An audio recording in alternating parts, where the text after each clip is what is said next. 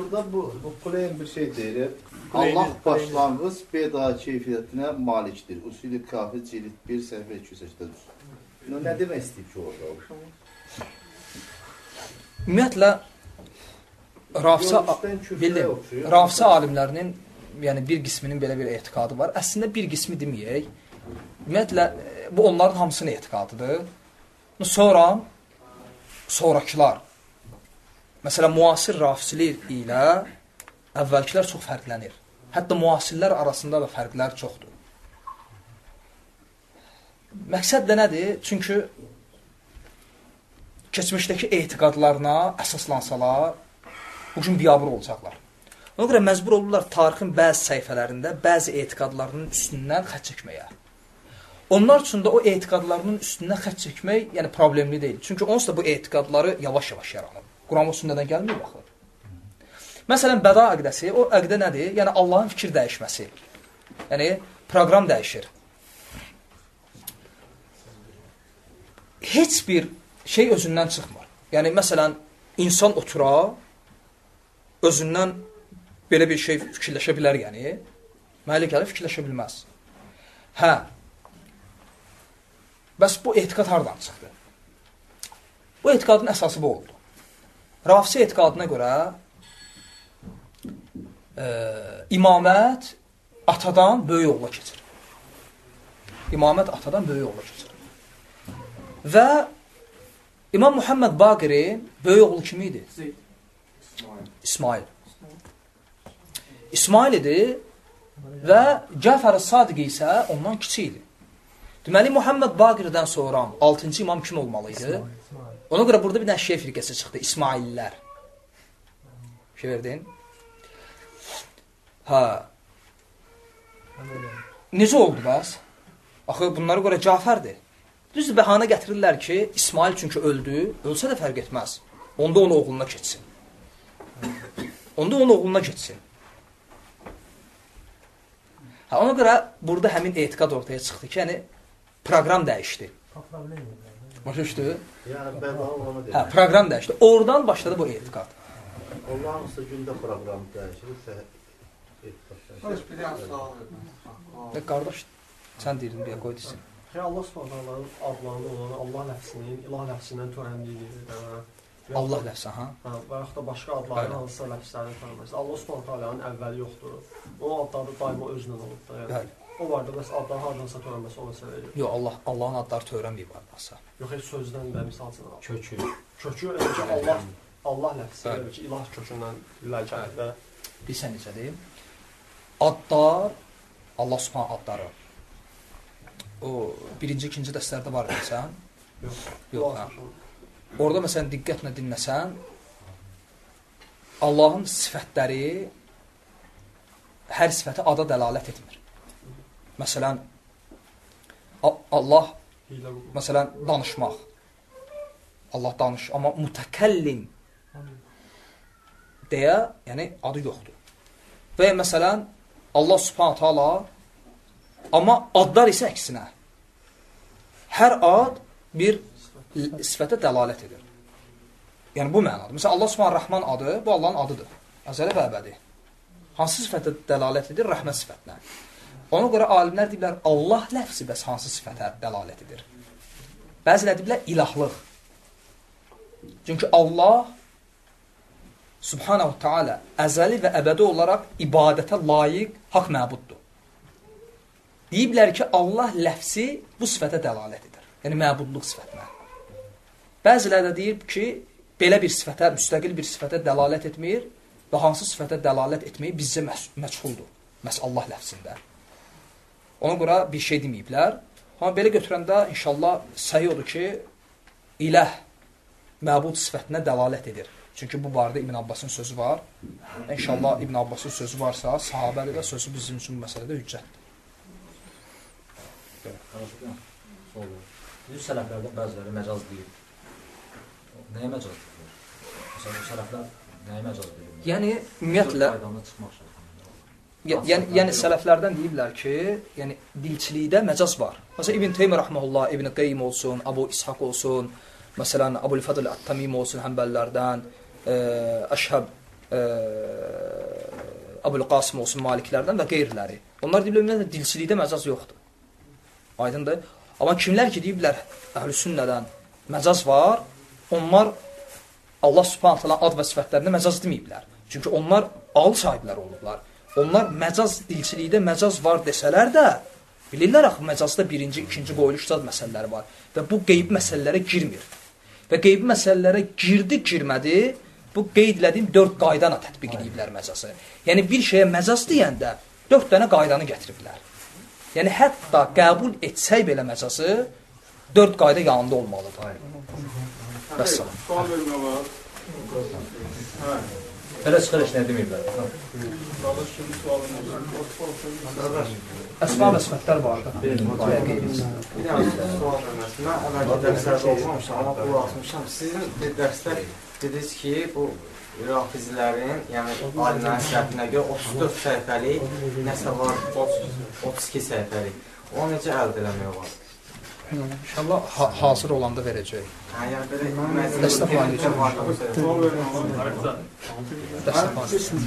Qohum var, bu məzal məsələsində bu nə qədər belə şeylədim, başa düşməkdir.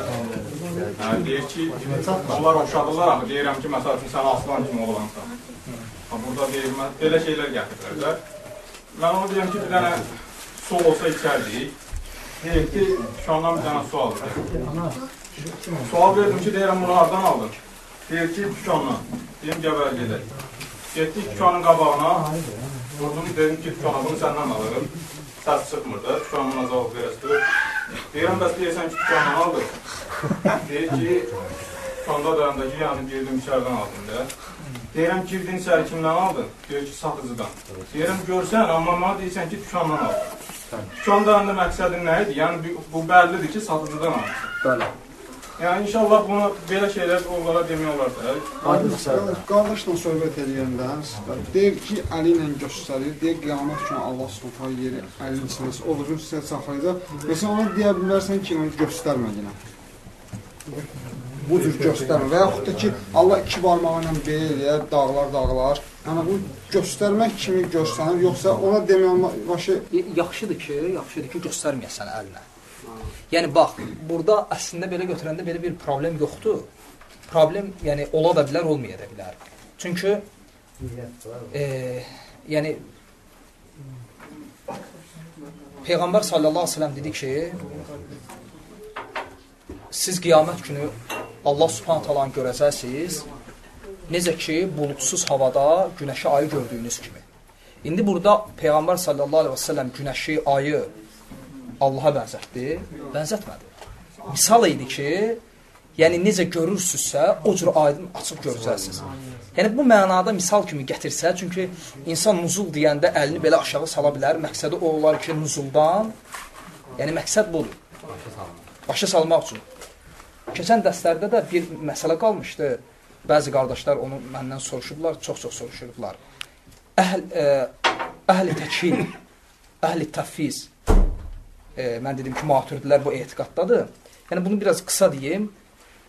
Zahirən onlar sələf kimi Allahın ad və sifətlərini qəbul edən kimi görsəniblər. Baxma ki, İbn Teymiyyə rəhməhullah deyib ki, əsma və sifətləri inkar edənlər içərisində ən şərli olanlar elə bunlardır.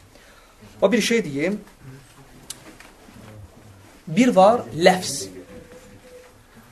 bir var məna, bir var keyfiyyət. Məsələn, əl, yəd, yədun. Bu nədir? Ləfz.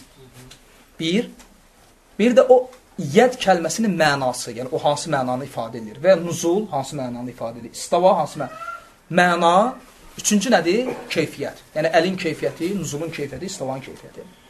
Əhl-i sünnə, əhl-i təkil və əhl-i təcsim, müşəbbihə, cisimləşdirənlər arasında fərq nədir? Təkil əhli, hansı ki, bugün hənəflərdən bir qismi, maturidlərin bir qismi bu etiqaddadır. Onlar bu üçündən ləfsi qəbul ediblər. Mənanı, keyfiyyəti tərk ediblər. Yəni, deyiblər ki, mən qəbul etdim, yadullah, Allahın əli. Ləfz olaraq qəbul ediblər. Amma məna olaraq yox. Yəni, məna olaraq necə yox? Məsələn, mən deyirəm ki, bir dənə axmaq bir fikir deyirəm. Bir mənası olmayan bir kəlmə deyirəm. Budur. Burud. Burud nədir? Mənası yoxdur, hə? Bizim dildə. Burud. B-u-r-u-d, məsələn. Bu nədir? Ləfzdir. Mənası var, keyfiyyəti var. Düzdürmü? Bunlar Allahın əlini bu cür götürüblər. Mənasız. Yəni, ləfz olaraq. Elə bil ki, burud. Yadullah, Allahın əli. Və iddia ediblər ki, Peyğəmbər sallallahu aleyhi və səlləm və bütün əshab və bütün ümmət bunun həqiqətindən bir xəbərdilər. Və ona görə onlara deyiblər təchil əhli. Yəni, bütün ümməti cəhalətdə ittiham edənlər. Cahillikdə. Amma əhl-i sünnət necədir? Əhl-i sünnət ləfsi də ispat edir. Mənanı da. Əl və onun mənası. Nuzul və onun mənası. İstava və onun mənası. Çünki mənasız bir ləfz Quranda gəlirsə, niyə gəlir ki? Biz Quran nazil etdik, ləalləkum təqbilun, başa düşəsiz. Başa düşməyə əlverişli deyilsə, niyə nazil olub? Amma əhl-i sünnə ləfsi qəbul edir, məna ilə birlikdə, amma keyfiyyəti nə edir? Rədd edir. Mücəssimə isə üçünü də götürür. Ləfs, məna və keyfiyyət. Fərqimiz budur. Əxir, 2 dərs mənim qardaş bir dənə sual verir, dediniz inşallah 2 dərs sonra gələcək məcaz dərslərində. Allah qullə qəlbi arasına girər. Dediniz inşallah o Bu məsələ də qoy deyim. Qardaş deyir ki, Allah yəni qulu ilə onun qəlbi arasına girər. Bəli. İndi sən sual verirəm. Allahın qulu ilə qəlbi arasına girməsi həqiqətdir. Burada heç məcazdan ümumiyyətlə danışmağın yeri yoxdur. Ümumiyyətlə bu heç məcaz mövzusu deyil. Fəqət sual verirəm. Allahın nuzul sifətinin keyfiyyəti nədir? Allahın görməsinin keyfiyyəti nədir? Eşitməsinin nədir? Danışmasının nədir? İstava, zatı necədir? Allah subhanahu ta'alanın qulu ilə qəlbi arasına girməsinin keyfiyyəti nədir? Necədir? Bilinmir. Aydındır? Amma bir şey deyim. Məsələn, bəzi hədislər var, tutaq ki, bu hədisi indi mən gətirəcəm, sən deyəcəksən ki, bu, sən dediyin hədisdən daha, yəni bu mövzuya daha münasib bir hədisdir. O hədis ki var, qulum mənə yeriyə gəlsəm, ona qaça-qaça gələrəm. Həmsə bu hədisi götürək. Bax, və o hədisi götürək ki, qulum fərz ibadətlərindən başqa bir şeylə mənə yaxınlaşmaz, nafilələr üzərində davam eləsə, mən onun görən gözü, eşidən qulağı, tutan əli, yeriyən ayağı və s. olaram. Məsələn, bu hədisləri götürək. Məcaz nəsə əlaqəsi yoxdur bu mövzulara, qətiyyən. Qayıdırıq həmin məsələlərə. Biz bu kəlmələri cümlə tərkibində götürürük. Cümlə tərkibində götürsək birinci hədisi, qulum mənə doğru gəlsə, yeriyərək, mən ona qaça-qaça gələrəm. Cümlə tərkibində götürəndə burada Allahın qaça-qaça gəlməsi və ya elə qulun yerişi. Hansı yerişdir? Hissi. Mənəvi. Mənəvi. Bax ha, məcazi demədim. Mənəvi və həqiqi. Bax ha, bir də təli buna məcazidir. Bu məcaz deyil axı. Sən Allah subhanahu ta'ala doğru yerimirsən, nəyinlə? Əməllərinlə. Allah subhanahu ta'ala sənə doğru gəlir. Nə ilə? Məcaz oldu? Məcaz olmadı. Həqiqətdir. Amma oradakı gəliş mənəvidir. Mənəvi və həqiqi. Yəni, məcazla əlaqəsi yoxdur. Və ya o ayə ki, mən onun görən gözü, yenə də cümlə tərkibində götür.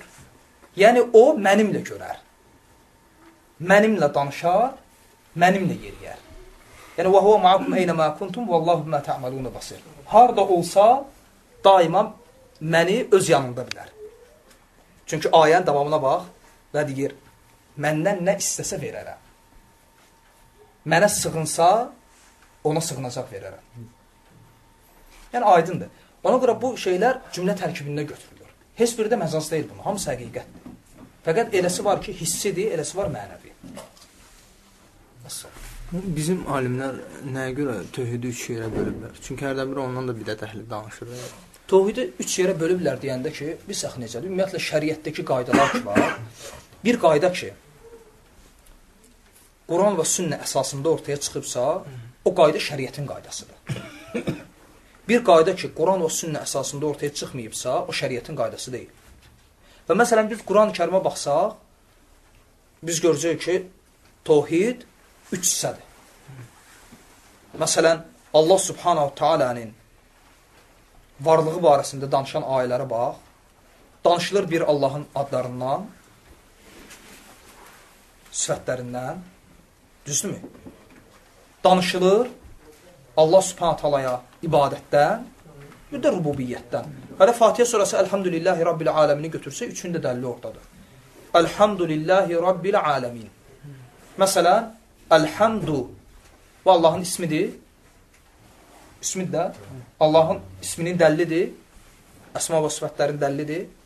Düzdürmü? Rabbul aləmin. Aləmlərin Rəbbi. Rububiyyədir. Sən aləmlərin Rəbbinə nə etdin? Həmd etdin. Həmd ibadətdir. Salam. Yəni, burada nə var ki? Yəni, adi şeydir. Yəni. İstəyirsən elə böl, istəyirsən bölmə. Yəni, həqiqət budur. İnsanlar asan anlasın deyə nə edir? Məsələn, ibadəti tərif veriblər, ixlası tərif veriblər. O təriflər ki, Quran və sünnə əsasındadır, hamısı şəriətin qaydasıdır. Axı, Allah Subhanahu Taala yuxuda görmək barədə o demişdiniz. Allah Subhanahu Taala yuxuda görmək.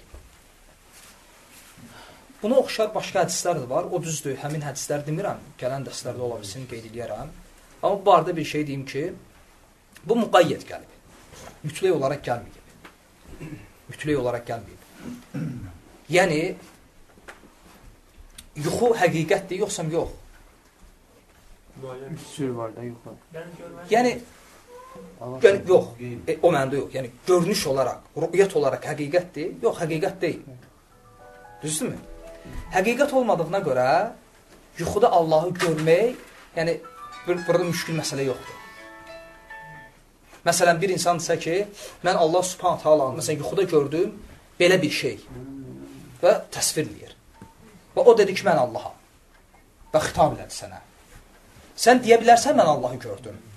Cavab verə bilərsən, yox, Allahı gördüm. Deyə bilərsən, gördüm.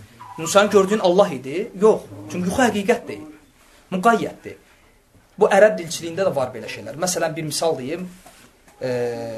Hacarul əsvəd Allahın yer üzərindəki sağ əlidir. Hə, necə? Fikir ver, müqayyət gəlib, mütləq yox. Demədi Allahın sağ əlidir. Dedi, yer üzərindəki. Fikir versən? Ona görə kəlmələri ayırmaq lazımdır. Biri var kəlmə mutlaq gəlib, biri var müqayyət gəlib. Mutlaq gələndə aydındır. Müqayyət gələndə artıq cümlə tərkibində bir məna qazanır. Çünki hədisin davamına baxanda aydın olur. Gələn də sizi götürərdim. Axı, mən gerçək olan yuxularla yuxu görürsən, sonra olur. O heç, o başqa bir məsələdir. Ümumiyyətlə, görmək cəhətindən, görüş cəhətindən yuxu həqiqət deyil, xəyalidir.